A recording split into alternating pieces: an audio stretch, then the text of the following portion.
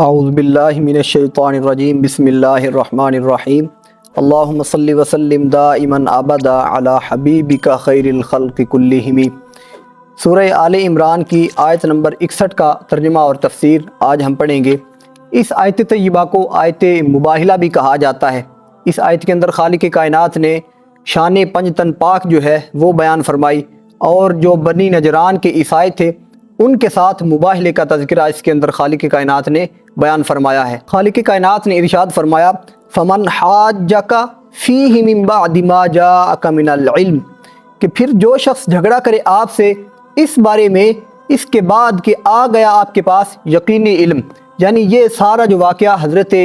Be be مریم کا، جناب سیدنا عیسیٰ علیہ السلام کا، یا جو پیچھے خالق کائنات نے مثال بیان فرمائی کہ میرے نزدیک عیسیٰ علیہ السلام کی مثال جناب آدم علیہ السلام کی طرح ہے، یہ سارا حق آپ کے پاس آنے کے بعد، اس کا علم آنے کے بعد اگر پھر بھی آپ سے کوئی جھگڑا کرتا ہے تو پھر آپ کیا فرمائیں؟ فرمایا فَقُلْ تَعَالَوْا نَدْعُ أَبْنَاءَنَا وَأَبْنَاءَكُمْ، تو آپ کہہ دیجئے کہ ہم بلائیں اپنے بیٹوں کو بھی اور تمہارے بیٹوں کو بھی، وَنِسَاءَنَا وَنِسَاءَكُمْ، اپنی عورتوں کو بھی اور تمہاری عورتوں کو بھی، وَأَنفُسَنَا وَأَنفُسَكُمْ، اپنے آپ کو بھی، اپنے نفسوں کو بھی اور تمہیں بھی۔ پھر فرمایا ثُمَّ نَبْتَهِلْ فَنَجْعَلْ لَعْنَةَ اللَّهِ عَلَى الْكَاذِبِينَ، پھر ہم بڑی عاجزی سے، انکساری سے اللہ رب العزت کی بارگاہ میں دعا کریں، التجا کریں، فَنَجْعَلْ لَعْنَةَ اللَّهِ عَلَى الْكَاذِبِينَ، پھر بھیجیں اللہ رب العزت کی لعنت جھوٹوں پر۔ جب یہ آیت طیبہ نازل ہوئی تو نبی کریم علیہ السلام نے بنی نجران کے عیسائیوں کے سامنے یہ آیت طیبہ جو ہے وہ پیش کی،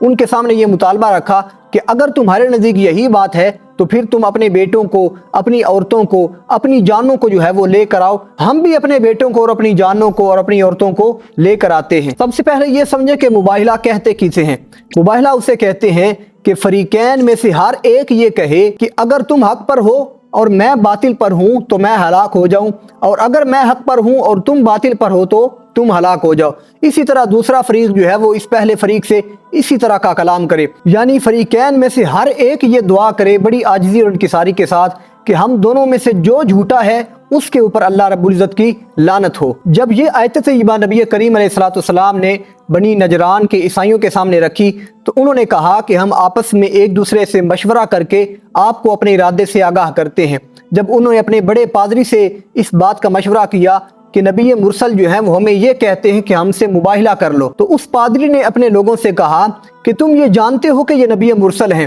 یہی حق لے کر تشریف لائے ہیں، اور ان کی آمد کی بشارتیں، ان کے صفات، ان کی معجزات اللہ رب العزت نے ہماری کتاب کے اندر بیان فرمائے ہیں۔ اب اس کے باوجود اگر تم ان کے ساتھ مباہلہ کرو گے تو یقیناً تم ہلاک ہو جاؤ گے، اور اس دنیا کے اوپر کوئی بھی عیسائی جو ہے وہ باقی نہیں رہے گا، اس لیے ان کے ساتھ مباہلہ کرنے سے انکار کر دو۔ اب جب دوسرے دن وہ حضور نبی اکرم صلی اللہ علیہ وسلم کی بارگاہ میں اپنے اس ارادے کو بیان کرنے کے لیے آتے ہیں تو ان لوگوں نے کیا دیکھا کہ نبی کریم علیہ السلام اپنی گود کے اندر جناب سیدنا امام حسین رضی اللہ تعالیٰ عنہ کو اٹھا کر لا رہے ہیں۔ حضرت امام حسن مجتبی رضی اللہ تعالیٰ عنہ حضور علیہ السلام کی انگلی کو پکڑ کر آپ علیہ السلام کے ساتھ چل رہے ہیں۔ جناب سیدہ فاطمہ الزہراء سلام اللہ علیہا حضور نبی اکرم صلی اللہ علیہ وسلم کے پیچھے پیچھے چل رہی ہیں، اور علی المرتضیٰ شیر خدا بھی آپ علیہ السلام کے پیچھے چل رہے ہیں، اور آپ نبی کریم علیہ السلام ان سب سے یہ کہہ رہے ہیں، یہ جو پنج تن پاک جن کو ہم کہتے ہیں،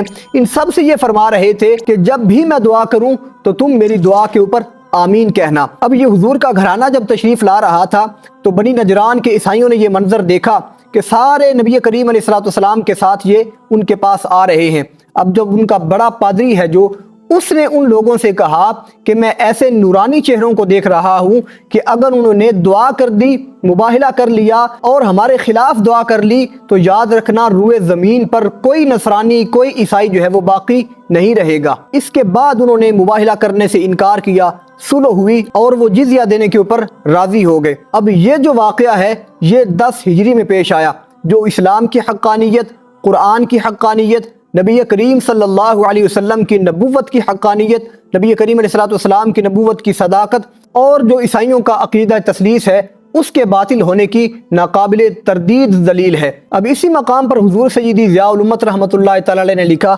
کہ اگر حضور نبی اکرم صلی اللہ علیہ وسلم کو اپنی نبوت کے بارے میں ادنا سا بھی شک ہوتا تو بذات خود آپ علیہ السلام اور ان بزرگ اور عزیز ترین ہستیوں کے ساتھ مباہلے کے لیے کبھی بھی میدان کے اندر تشریف نہ لاتے، اور اگر عیسائیوں کو اپنے عقیدے کے حق ہونے کا یقین ہوتا تو وہ کبھی بھی مباہلہ کرنے سے انکار نہ کرتے۔